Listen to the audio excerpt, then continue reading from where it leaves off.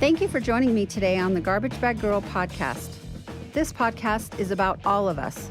It's about the things and the ways that make us feel pushed down and small. It is about how the smallest acts of kindness make the biggest impact each day. No one should feel like garbage, ever. Enjoy the show.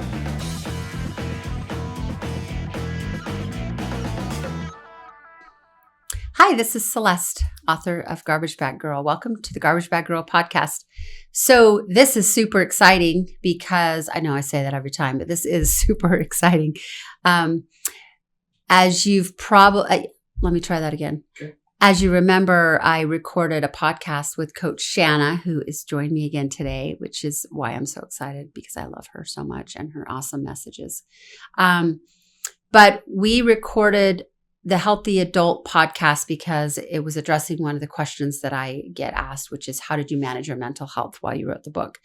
And that was this in general has been by far one of the most useful tools, I call it, that has helped me through my healing process and my own growth.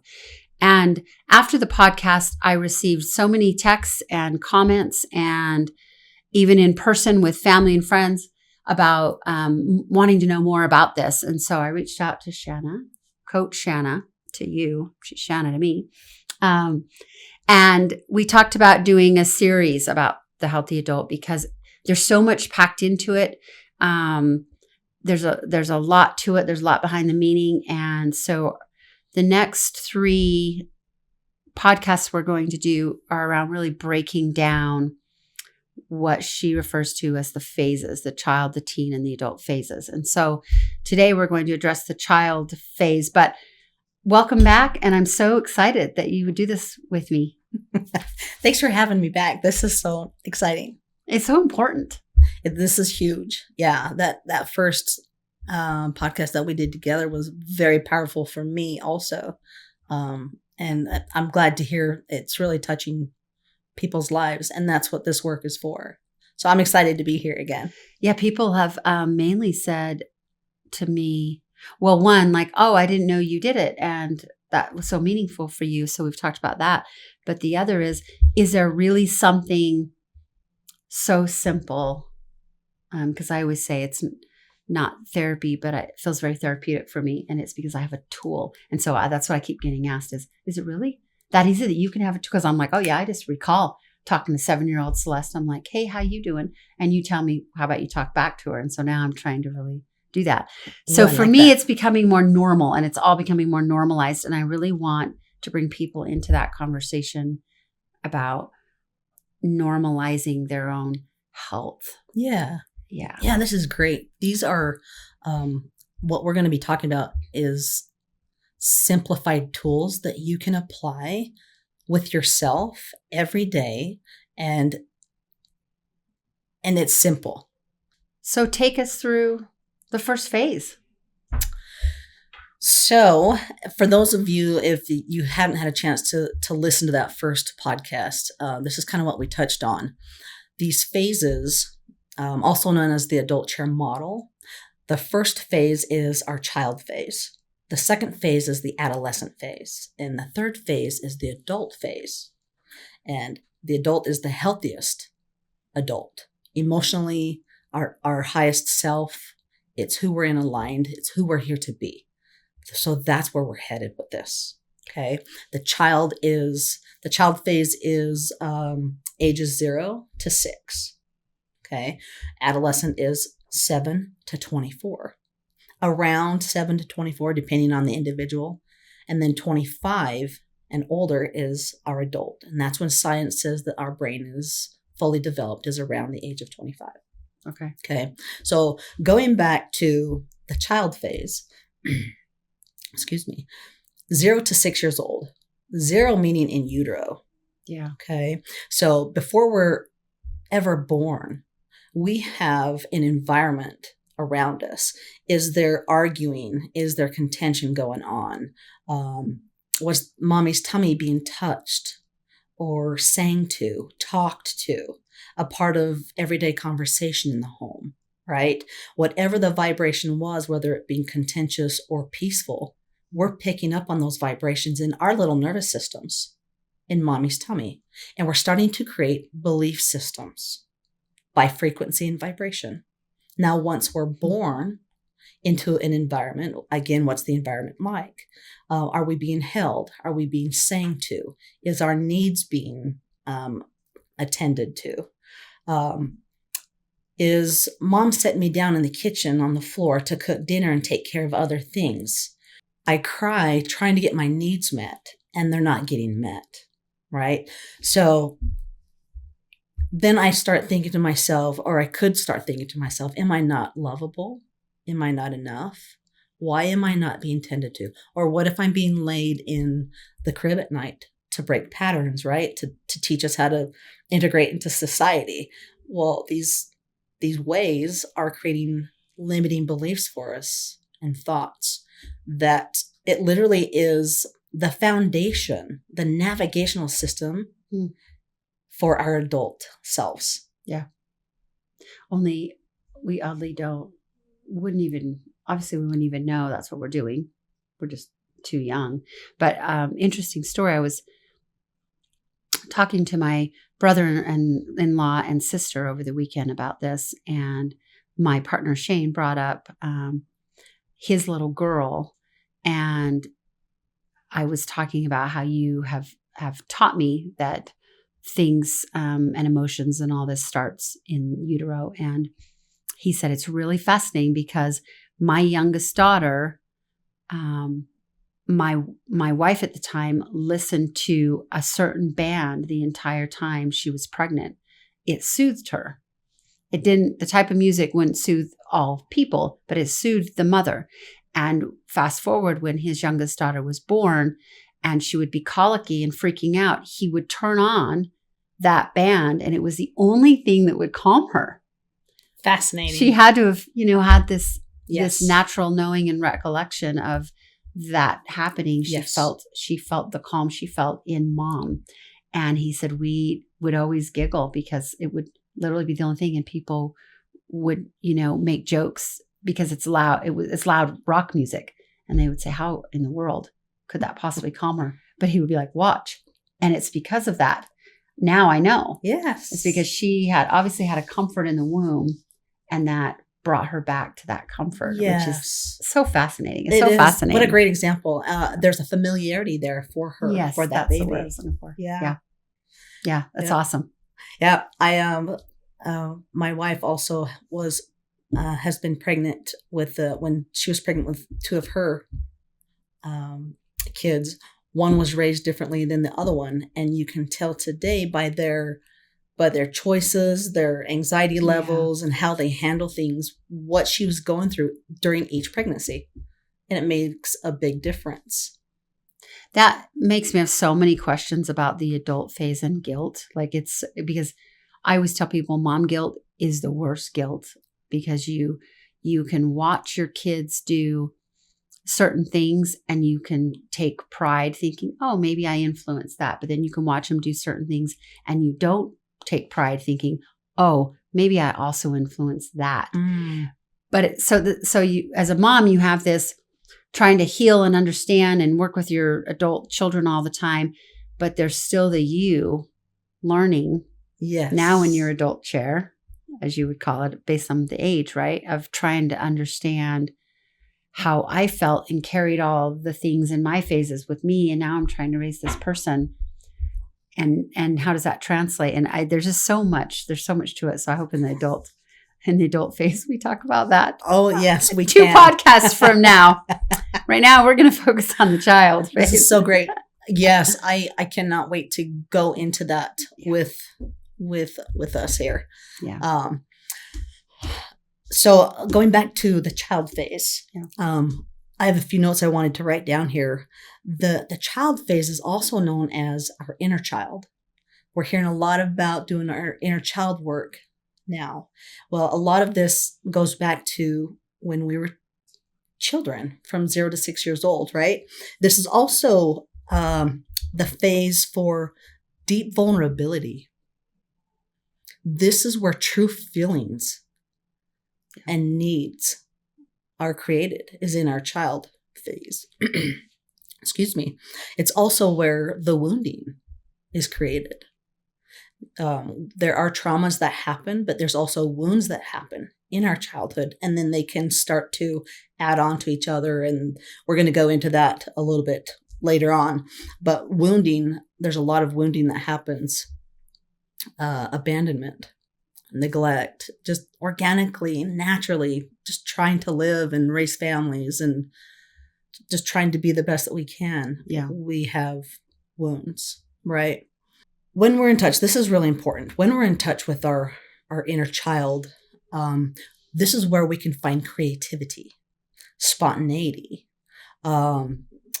trust, intimacy. If these are things that we're lacking in our life, this is where we go back to, is to our child phase. What did we enjoy doing as a child? First grade and younger, playing sports, dancing, singing, jumping in mud puddles. What kinds of things did we enjoy? Yeah. Right. So tapping back into what we enjoyed as a child helps us really get in touch with, again, back to our true feelings. Yeah. Our vulnerability, intimacy, passion, creativity. It's interesting because when I read the things on the list, which you were just naming, around trust and play and spontaneity and no discernment and just sponging all information. When I think about innocence and vulnerability and true feelings and trust and play, I didn't have those as a child. And so I think now as an adult, constantly working on my healthy adult phase, I draw to those child needs, recognizing they weren't met. And so if someone comments, "You're so childlike in certain aspects of my life," I really now understand I am, because I missed all of it. Mm. So when I do things, there's certain things I get very excited about, like a little child would, because I feel like I mustn't, because I didn't have that. Maybe it's extra important. Maybe it's extra exciting. And I didn't have those experiences that were healthy. I was put in an environment to try to be an adult as a child. Mm. And now I'm trying to be a child without overkilling as an adult. I love that. Yes. Yeah. Like, it's so confusing, but beautiful all at the same time. It can be confusing, right? Yeah. So in our healthy adult, this is when our child parts feel safe to surface. Okay. And now that they Safe to surface. safe to surface. That's good. When they feel there's a healthy adult that is going to see them, hear them, and give them their voice, they have all kinds of things to say. They have everything. Hey, look what I can do, as a child would. So when you start to literally go back and are aware, in our adult, we're aware, and we're curious about that excitement and that joy, it starts to get bigger. And they start to come to you and say, hey, I have something to say. So it makes sense because now being in, again, in a healthy adult partnership, I find myself being more silly and more playful and more free to go have adventures and play and have fun. And I draw that to feeling safe to do that. Absolutely. Right? Because if I've never done it and I felt odd or insecure about doing it, but now all of a sudden, the last year, I'm free to do it. Mm. And I have this person that says, I love all the best things of you. And I love all the places you want to go. And I love all the people you want to be and all the places you want to see. And I love who you love. I have such an overwhelming sense of safety that I do it more. Yes. And then it's reciprocal. So I guess, we'll have a whole show on relationships because that's so big in finding the right person for you that allows you to have that safety and that freedom to feel like a child or a teenager. Yes. Yeah, it's beautiful. That is beautiful. It's such a beautiful thing. That is beautiful. Yeah. How fun is that? And now so fun. Your child parts are coming back. Yeah, I'm like, am I supposed to have this much fun at 51? Yeah, heck yeah, because we don't swear on this show sometimes. Yeah, we are supposed to have this much fun. Yep. I love it. All right. So how ways we bring baggage from our past into our adulthood and current relationships. These are just a few questions I wrote down because these are questions that we can ask from our healthy adult to our child self. And we can ask, perhaps one of my parents were drinkers is a question. Did one of my parents have an affair? Or even a caregiver, not even just a parent, but if I was being raised by a sibling, by an aunt, an uncle, a caregiver, where did I learn these patterns of wounding? Because they were taking care of their own selves, I was feeling like I wasn't important enough. So these are a lot of the questions that we will ask. Did someone leave? Did a caregiver leave? Was there a divorce? Right?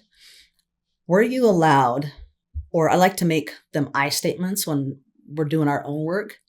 Was I allowed to do whatever I wanted to do without a curfew? How important boundaries are for children. It says, I love you. It says that you matter and that I care about you. To hold a boundary, to know where you're at, says I care about you. And they have a hard time seeing that way, right? A lot of it is in the delivery of the message. If we can get down on the child's level and speak with them, most of the time they will hear us. If the energies are opposite, we have an upper energy and a lower energy, it's not pretty well received in our child phase, in that child energy.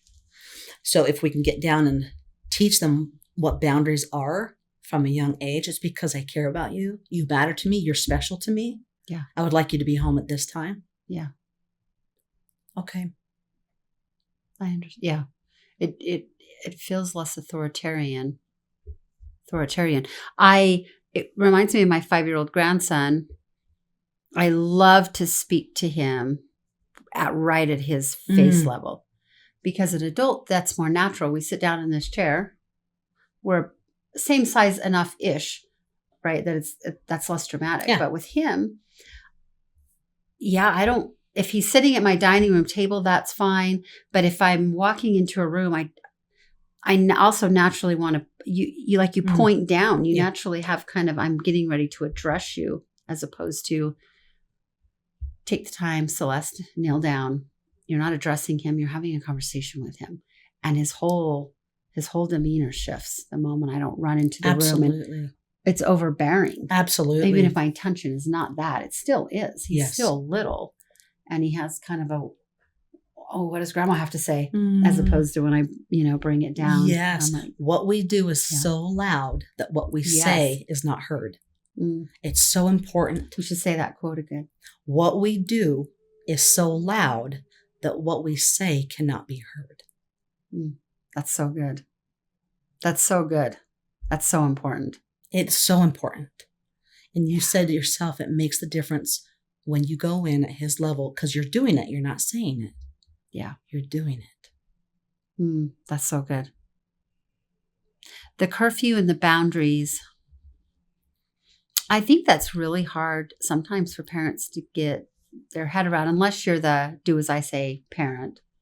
A whole other discussion. But I think if you were more like I was as a parent, where I felt like I wanted them to also feel heard and seen, and with that comes an opinion and all the things, it was easy to overlook oftentimes the importance of not swaying on that, because it's easy to get confused, right? That I'm saying you have an opinion and I want that opinion to be heard. Therefore, maybe I need to change my mind on what I just asked or said to you. And it isn't that. That just makes them waffle and makes them feel confused more. Yes. Our whole goal as parents, I raised my younger siblings.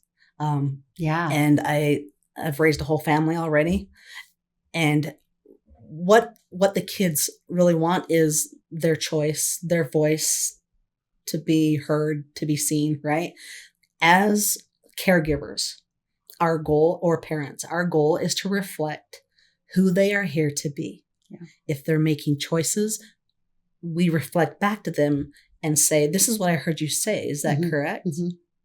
Well, no, I didn't mean to say it like that. Well, that's what I heard. Tell me what you meant to say, right? So we're a direct reflection of who they're here to be, including choices at a very young age. I always asked, the reverse, what did you hear me say? And oftentimes it's because I realized I maybe said it wrong, or I said it in a way that I didn't mean it. Yeah. Or they interpreted it. And a good 6 out of 10 times that had to be readjusted just on that one question. Yep. They repeat back to me. I'm like, if I said it, that's not what I meant. So let me try again. That right there, to have your child witness you catching yourself and recorrecting in a healthy manner is a life skill. Watching their parent or caregiver correct themselves in a healthy manner is a life skill. Processing out loud. Yeah.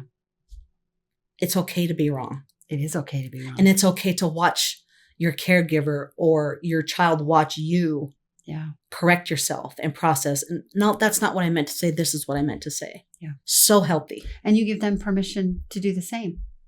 Exactly. Oh, that's not what I meant to say. What I meant to say was, may I say that again? Yes. You have these ways of being able to correct yourself, and then we recognize we're both human and we both err. And I don't really think age matters with that. I feel like there's just a way to show respect that we carry with that energy when we have those exchanges. Absolutely. Yeah, it's good. Absolutely. It's so good. So those are a couple of questions that we'll go into, and when we talk about relationships. But all of these wounds in our childhood is what creates our navigational system in the child phase, the programming in our adulthood, right? What did I need to hear or know when I was a child but didn't? This is big. And this is where we get into coming from the healthy adult, allowing, like you were saying, your child parts show up and you get excited. You give them permission to show up, right? Mm-hmm. Now that they're here, how do we continue to cultivate that relationship with them? Yeah, they act as though they've been left out of the party for their whole life, and they're like, what are we doing? What are we doing today to have joy? What are we doing today to, like, my son will joke when he comes over, oh, what are we celebrating today, Mom? Like it's a joke, but it's not for me, because every day I feel there is something to celebrate. And celebrating the small successes are important to me because they're not small. Every success is such a building block and a step towards something else that we want, that I feel like if we're always trying to obtain or grow to that, the biggest goal, whatever that is, however big that is for us, maybe it's a trip, or maybe it's making more money, or maybe it's buying a house. It's so big and it's so up here that all those wonderful things happen along the way that we're almost like going out of our way to step over and not acknowledge, like they're almost in the way, that I believe when we don't celebrate them, by the time we get to whatever that big goal was, it's not even awesome. Yeah. Because we just missed out on so much of our life. And so, for me now, being that child and recognizing who she is and that she wants to come out and play is a recapturing of stuff I didn't get. And then I bring that into my adult me, and I'm funner. I'm more enjoyable to be around. I've loosened up a lot. I was an uptight mom when my children were little for survival purposes. Yes. I was so rule driven. And now, with my grandson, we get to play and run into puddles, and the small things are not big deals. Oh, did you just get wet? That's no big deal. I would have lost my mind when my kids were little. Why did you step in that mud puddle and, get your new shoes dirty? Who cares? Yeah. Honestly. I mean, really, in the big scope of things.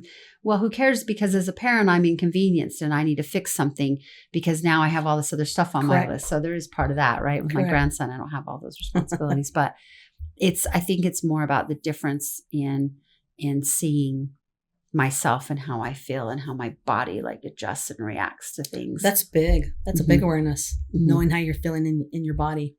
I loved the part that you said, how there's certain ways that you feel, and it's your inner child that's speaking to you. That's where they're at, is in our feelings and emotions, right? Yeah. In the list of the child phase, true feelings, that's where those true feelings lie, the vulnerability, right? Yeah. And in our childhood, there's no discernment. So we don't know what's true. Yeah. And we try to make sense of everything that we're told. This kind of went back to the questions that we ask ourselves. How was I treated as a child? Did my parents or siblings or cousins make fun of me? Like, was I a joke at some point? And did anybody step in and interrupt that and let me know that, hey, that's not true. That's not nice. Yeah. Did anybody advocate for me? Right. So as far as discernment, we try to make what's true for us between the ages of 0 and 6. So. Oh, that's interesting. They were trying to develop that so young. Very young. Without even 0 knowing and it. 6 years old, right? Like we're just creating a world already in which we exist, but more than that, we must think that's how the world does exist. Correct. So what are we, are we protecting ourselves from it, or are we nurturing? We don't know how yet. We're still relying on other people to nurture that. Right. So it's like we're so assumptive because the world's also so free and, like you say, spontaneous and new and exciting. That's that gap or that bridge there feels really intense to me to try to get your head around. Say more about that. Like as a child, I didn't have innocence. That was taken from me fast, and so I didn't have vulnerability and all the things, but I definitely had, I had this sense of navigating responsibility because I was raising my siblings. And so now, right, as an adult, I'm trying to say, okay, Celeste, you did that because you took me through the adult chair, my adult self to my child. And I got to tell her she was done raising those 2 children, and she did a really good job. So I told her that. I finally got to go back. I didn't at the time, but I finally got to go back and give her a hug because you said ask permission, and the first time she didn't want one. So I did. I've been able to give her a hug. I've been able to connect with her and gain this clarity now on what she was missing. And Yes. she missed play. She missed fun. She missed spontaneity. She missed that all things are precious and wonderful and warm and feel good and not everything's threatening. And so now my healthy adult wants to search for all that. Love that. And I think that's, when I find someone that I tap into, they must know, because you were saying offline before we came in here, you had mentioned something to me about the way we, as we illuminate, people gravitate to us. You said something. Oh, I like that though. As we illuminate, people gravitate. I might have made that and part up, but that's what you were talking about is illumination, and then people, the people who also are illuminating gravitate towards that. Yes. And there's a beauty because all of a sudden you're surrounded and finding yourself with those people that are now on a different level because you weren't ready for them before. Yes. You didn't know how to search for them and you weren't ready for them. Yes. How does that feel for you? It's awesome. How does awesome feel in your body? Free. What does free feel like in your body? Free feels powerful. Go to sensations. Warm. What else? Like I'm just warm and fiery. Yeah, there's so much passion that wants to come out. Yes. Is there a color to this? Yellow, because yellow is my happy color. Is there a texture? Hence the sunflower. Yes. Flowers. Yeah. There it floral. is. Yeah. Can you take yourself back to those sensations to reoccur that feeling? That's the vibration. It's probably why I want a vase of flowers always in my kitchen now. I like that. When I walk in. Do you? I want to see it right. I prefer the sunflower, but it can be anything bright. But all the time. I love that. So as soon as they start to fall, we bring new ones in. Because for me, the moment I walk into the house, the kitchen is my next stop. And I have a natural reaction that I make a connection to. And I didn't process before that it's because of those emotions we just talked about. Love that. That's a healthy trigger for me that brings me right into, which is great because when you come home from work and you're tired and you're dragging and you're like, I think I might be done with this day. Oh no, I'm not. And I always walk in and say, hey, pretty girls. Always right out of the gate because there they are. They're like, la. They just have like this. I love that. Yes. So yeah, that's what it feels like. It feels like that's so it feels great. like bright flowers. That's beautiful. Yeah. To put those sensations in your body is how we help the frequency travel and attract it back. And then don't you think, because for me, I'm also more capable at discerning the unhealthy. It recognizes and manifests itself so quickly. So like the flowers that are like, hey, pretty girls, and my mood is lightened, even if I wasn't there initially. Now, anything that might become, because my clarity has increased by that feeling and that visualization. So now anything unhealthy is a natural, don't want anything to do with it. That email doesn't feel good. Maybe I don't need to deal with that right now. That text can be tabled. Then I search for those things that are going to bring me more to the flower feeling. And I like that. And I go away from things that feel less like that. Could that bright flower feeling be a part of your illuminated path? Yes. Yes, absolutely. And that's really what we're looking for, is the illuminated path in ourselves. But more than that, it helps us bring that out in other people. Yeah. Right. Because we all want to be around and sucked into people that are healthy. Yeah. And it starts with us. Yeah. And me, this child part of the conversation, because I know you talk also about how to get into those emotions. And for me, that is the beauty of this tool, that I want people to reach out to you and talk to you more about. Like, I love this stuff, the emotion stuff. If you want to talk at all about that. Yeah. I love this. I could talk about this all day. This part right here is my favorite. The curious, the get there. Which part are you looking at? Oh, the feeling your emotions. Yeah. So how do you feel your emotions? First step, you have permission. Okay. We're taking notes. Yes. You have permission. You have permission. Give yourself permission to feel. I remember being told by caregivers, don't cry, or I'll give you something to cry about. Okay. What a shutdown. Totally. Okay. No more crying. Growing up with sports, playing college ball, you don't cry. If you're hurt, you suck it up. You don't cry. It wasn't until I found this model in my healthy adult that I gave myself that permission to not just cry, but to feel. Yeah. Like how important it was to feel. Yeah. And feeling some emotions has taken care of some physical ailments that I've had. I love that. Just feeling the emotion, right? So first thing, permission to feel.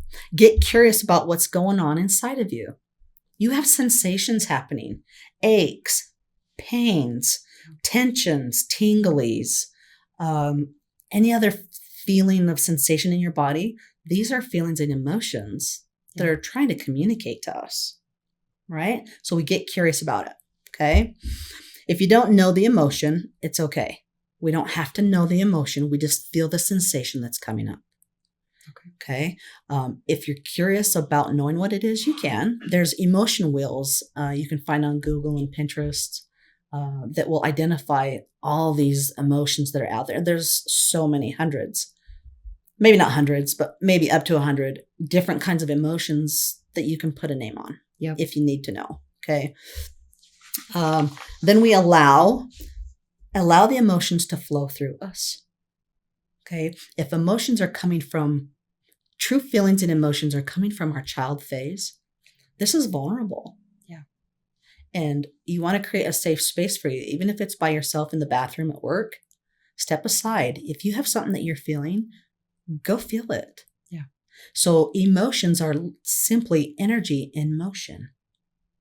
So if we can allow the emotion to flow through us, our body will metabolize it in 90 seconds or less.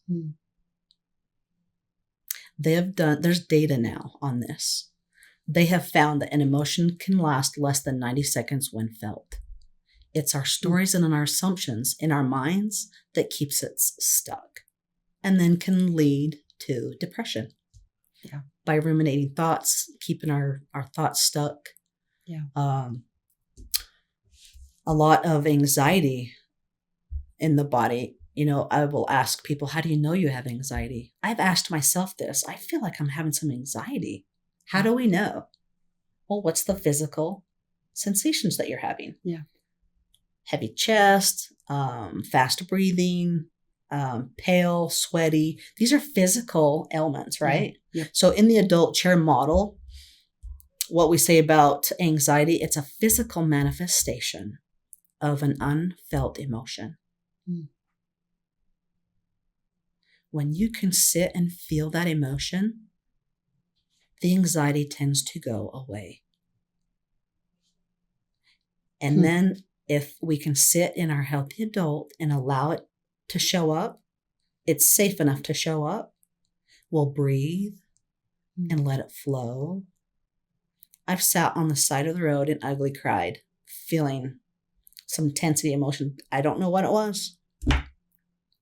But it was there. But it was there. I sat there and ugly cried and breathed, and I felt so much lighter afterwards. It works. I promise you guys, it works. I invite you to try it. If you feel some anxiety or you don't know what it is, give yourself a moment to pause, breathe, and feel it. Which is part of giving it permission to be there. It is. It's such a bit, instead of telling yourself, I don't have time to deal with this, or I don't need this in my life right now. I think about just the things we say to push that away, to basically tell ourselves to table it for another time or never at all. And then it naturally, right? There's lots of books on this, that the body will manifest it again. Yes. Because the body is telling you a story. Yes. I need you to deal with this. How many times, Celeste, do I need you to feel this pain that I get here before you ask yourself, what is this pain for? Yeah. It's not a heart attack. It's anxiety. Yeah. So why do I have it? And why does it hurt? And why is it so real? Yeah. And what do I need to manage right Curious. now? Mm-hmm. Give yourself permission. Yeah. Stay curious. It is necessary sometimes to not feel it when there's you've got something going on and you're having a conversation or, I don't know, something, and you need to shelf it. You can. In our healthy adult, we can set it on the shelf behind us, or you can actually park it in the parking lot and you say to it, I will be back for you. Yeah. And then it registers, I will be back. And then you go back and you revisit, what was that? I'm here for you. I'm here to listen. What did you have to say to me? Yeah. Sometimes I'll tap, because it's a pain I get right here when I have anxiety. And I'll tap, and I just think to myself, if I'm somewhere, public, I hear you, anxiety. I hear you. It's important. I'm going to manage this. This is not lost on me. I know this has to be managed. Because for me, everything is about managing something. It isn't putting it away. It isn't dealing with it later. It isn't throwing it away. It's my path always has management. And I'm okay with that. I'm okay having to manage something. I'm not saying it's not important. I'm not throwing it away. I'm just saying, you know what? I'm coming to you. I hear you. And I do feel a sense of relief that I'm not avoiding something that I need to deal with or manage. I'm not trying to put it away. I'm just trying to say, I don't have time right this second. Yeah. In the middle of walking into something, or I'm jumping on it. I see you. But then I also try to listen. Does that happen? The curious part. I love that word, because now I'm trying to work on paying attention on when that comes. Oh, yes. And remembering to write down, I was doing this and that happened. It can also, it's still going to be there. Yeah. When you revisit it later, it's still going to be there. If you can't write it down, that's okay. Because whatever it has to say is still there. Yeah. It ain't going anywhere. Right. It's not going anywhere. So you can come back and be like, okay, That is true. I'm here. What is it that you have to tell me now? Right? Yeah. And you know what's crazy? When we give those parts of us the voice and we let them share whatever the message is that they have to share. Yeah. A lot of the times it goes away on its own. They just wanted to be heard and seen. Okay. Okay. This reminds me when 0 to 6 years old, I wanted to touch base on this. When wounding happens between the ages of 0 and 6, we have these emotional bodies inside of us, right? The emotional bodies, when wounding happens, will fragment into different pieces, like a jigsaw puzzle. I like to think about it as a jigsaw puzzle. Once put together, we're whole. But when we're fragmented, we're in pieces. And a lot of these pieces will end up creating masks to keep ourselves safe. Mm. These masks create anxiety, depression, OCD, people-pleasing, codependency. All these masks to keep us safe, alive, and accepted in this world. And here it is showing up in adulthood, right? Yep. So in our healthy adult, we can stay curious and say, okay, part that's showing up, what is it that you have to share with me? And then we wait. In our healthy adult, we can wait and we can listen. Okay. And it will manifest to us. It will talk to us. It's been here for a while. Yeah. And it will say what it needs to say. You know, we could go through a session totally on air one time. And I think we should. If you're open to it, Yeah. I would love to go through that with you. Yeah, I think that would be and then we'll helpful. process it. Yeah. I think that would be helpful. Maybe that's what we do at the end of this series. Oh, yeah. Is we say, okay, we're going to now, you have the tools of understanding. We're going to take you through a session. That's a great idea. So people can see it in real time. Yeah. Yep. I think that would be awesome. Yep. That'd be great. Was there anything else you wanted to? Tears are good. Okay. When we're processing. Tissues and Kleenexes are our friends. It's that permission again. Tears are good. They're cleansing, right? We want to check in daily with ourselves. I will do this like 10 times a day. On my way to work, how am I feeling? Oh, I'm good. Okay. Get going. I got things going on at work. Okay. How am I feeling? Going to the restroom. Okay. How am I feeling? Ooh, I've got some anxiety coming up. Okay. Checking in. And that sets the tone for my day. I can accomplish so many things by just checking in with myself. Yep. Big tool. Checking in with yourself. That's a really important tool. On the business side of things, so with my team, I was coached through a mood check process with my team. So on Mondays, we do team meetings, and we always start the meeting after we check in with, have fun for a minute with how we did with our weekend. We do a mood check. You can say up to 3, but at least 1. And there's even, so somebody doesn't say fine. Fine's not a mood, or even good. Like there's a list of adjectives, okay. And if they're having a hard time, they can pick off the list. And what it does, because not everybody loves it, because it's very vulnerable. Yes. But what it does is a couple of things. One, I think it helps them recognize where they're at and what they're bringing to the room. Absolutely. Now the rule is no one gets to ask the why. Right. It's not about drilling the person. So that creates that safe space, yes. Right? Yeah. It's like, oh, if I tell you I'm feeling anxious, then you might want to know, because most often it isn't about even the team. They're bringing it from the weekend or the morning. Mondays are a lot. Or maybe they did have a tough weekend, or maybe they have some health issues, or maybe it is work. We don't know. It's not really the point. The point is they're checking in with themselves and what they're bringing to the room. And we're respecting as a team that they're feeling that. I'm feeling anxious and overwhelmed.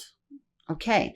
I take notes as the leader because it helps me drive conversations I'm going to have with them. Like, oh, if he said he's feeling anxious, maybe this topic I was going to talk with him in our one-on-one, I'm not going to bring up today. Right. Or, or I'm going to be more sensitive, or maybe I need to ask, I need to be more open, to a different kind of conversation than I was going to have earlier.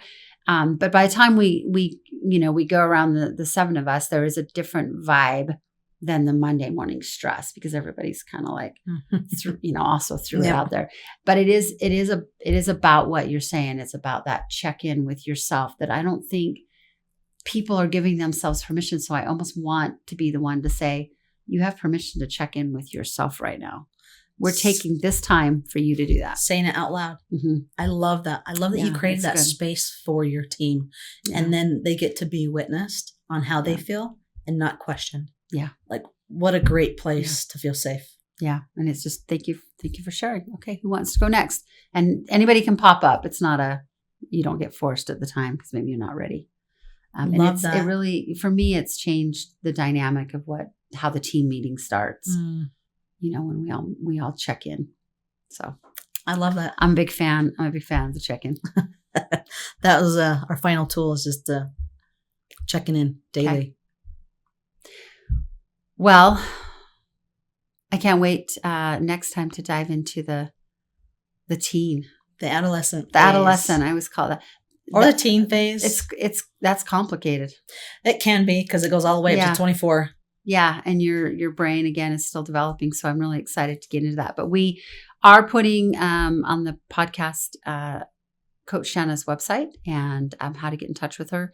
I strongly encourage this. That's why for me, this investment of time is so critical on this model. We call it the Healthy Adult Series, and it will be all clumped together to be easily found. But please reach out to Shanna if your heart is calling you to do that. If not, I hope that this was helpful and you wrote down some awesome tips that will give you tools that you need in your day-to-day life. And we'll see you next time.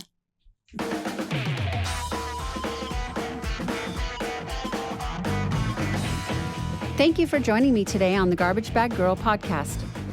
Always remember, you matter.